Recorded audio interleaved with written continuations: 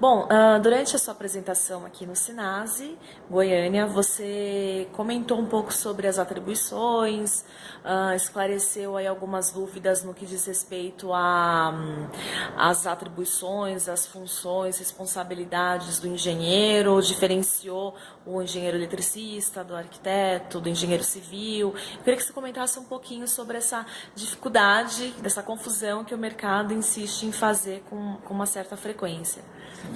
Hoje eu falo que o nosso princípio básico, o maior problema é que nós não somos uma categoria única.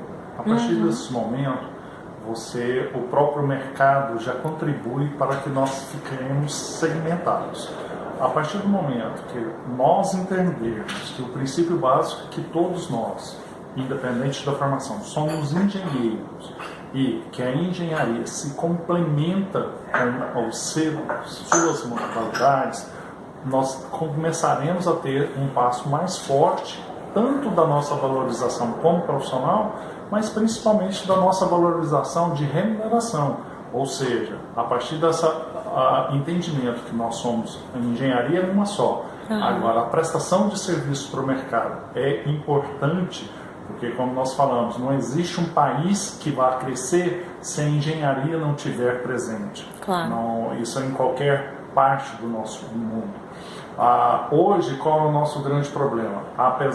Temos muito segmentado várias engenharias e, em cima disso, acaba tendo aquele conflito de sombreamento de quem pode exercer aquela atribuição, quem não pode, se isso é o meu direito, se isso não é o meu direito.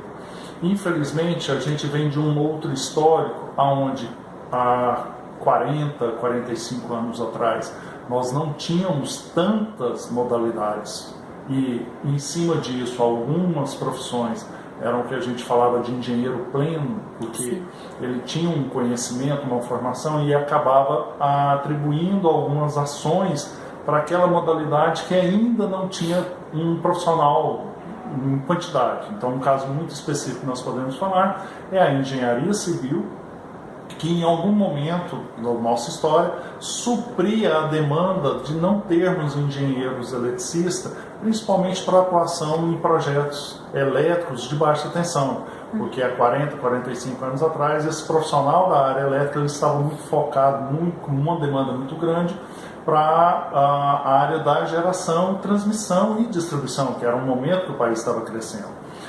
Considerando o tempo atual, são outras visões. Nós temos hoje uma gama de mercado muito ampla.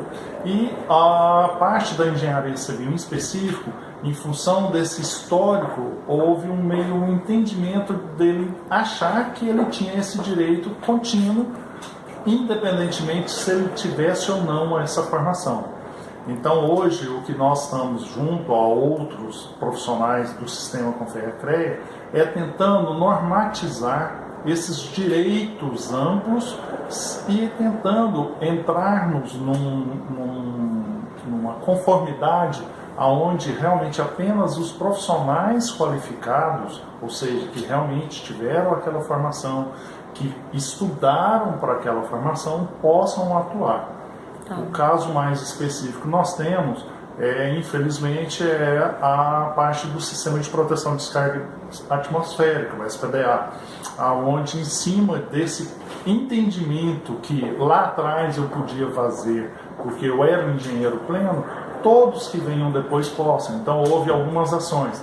Só que hoje, como ex-coordenador nacional, nós corremos atrás, buscamos a legalidade e hoje já é compactuado que aquela ação foi específica para 6 profissionais, que por coincidência são profissionais que são de uma formação, de uma época que realmente eles tinham essa atribuição.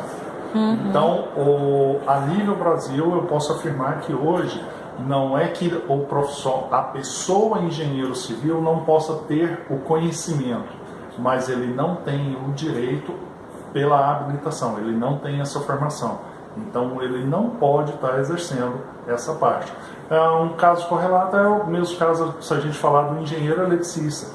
Ele tem um conhecimento de alguma coisa de estrutura, Então, se fosse sobre essa mesma lógica, poderíamos nos aventurar na parte de estrutura. Só que o nosso conhecimento é o conhecimento básico, é o conhecimento do entendimento da estrutura de uma edificação, para que nós, quando chegamos com a nossa parte elétrica, possamos não criar uma situação de risco para aquela estrutura. Então esse é o nosso conhecimento. E não temos uma habilitação para poder falarmos que vamos fazer o quê? Um cálculo estrutural de uma estrutura, de um projeto. Então é aí que está o grande entrave dessa situação que nós vivemos hoje em cima do nosso mercado. São profissionais que, de repente, até tenha o conhecimento, mas ele não tem a habilitação. E a partir daí ele se julga, por ter o conhecimento, no direito de também executar. Tá, o mesmo vale para a iluminação? Tem também essa confusão entre até onde o arquiteto pode ir, até onde o engenheiro pode ir. Isso também acontece, não? Sim, nós também temos hoje, e aí nós temos, se não bastasse toda essa divergência interna que nós temos, né, entre nós, profissionais da engenharia, nós ainda temos o conflito com os arquitetos, que até 2010 era um dos sistemas.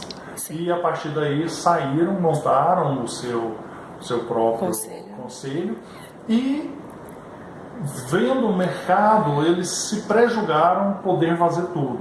Então hoje a gente brinca que o arquiteto se julga o maioral em cima de poder fazer tudo. Então ele acha que pode fazer cálculo estrutural, ele pode fazer projeto de subestação, de linha de transmissão, ele pode dimensionar a parte mecânica, ou seja, ele num primeiro momento passou esse entendimento.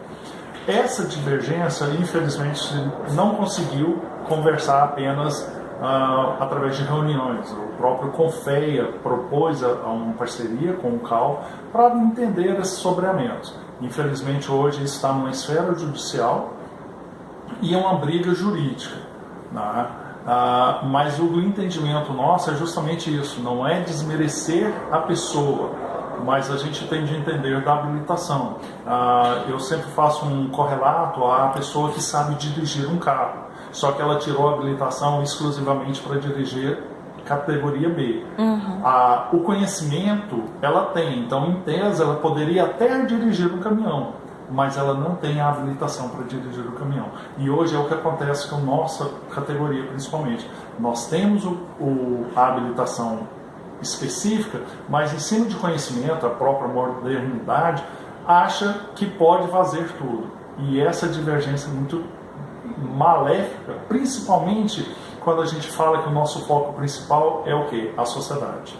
Quando a gente está falando que tudo que nós fazemos, toda a prestação do nosso serviço é para um bem e uma melhoria da sociedade. E quando você deixa ou compactua que profissionais que não têm essa habilitação possam estar exercendo, nós estamos fazendo um mau serviço à sociedade, que é o nosso cliente final. E isso, em algum momento, pode haver alguma consequência, principalmente quando a gente está falando aí de acidentes homéricos, como tivemos recentemente, de um viaduto que caiu e matou 3 pessoas, de uma ponte que caiu e matou mais 2 pessoas. Ou seja, são acidentes que têm um impacto. E quando a gente fala da área elétrica, você ter acidentes internos, talvez ele não tenha um quantitativo de pessoas que possam vir a falecer, mas o prejuízo e dano pode ser significativo. Porque você falar que um curto-circuito que aconteceu por causa de um mau projeto e incendiou todo um prédio, quanto que nós não estamos tendo de um prejuízo financeiro para aquela situação, né? Então isso é o grande entrave que a sociedade precisa cobrar e o nosso sistema precisa atuar. Infelizmente é um trabalho árduo e como eu sempre coloco, é uma semente, é um passo que nós temos que começar a fazer hoje, pensando para gerações futuras termos um sistema mais forte, termos uma categoria mais unida. Tá certo. Obrigada, viu? Isso aí.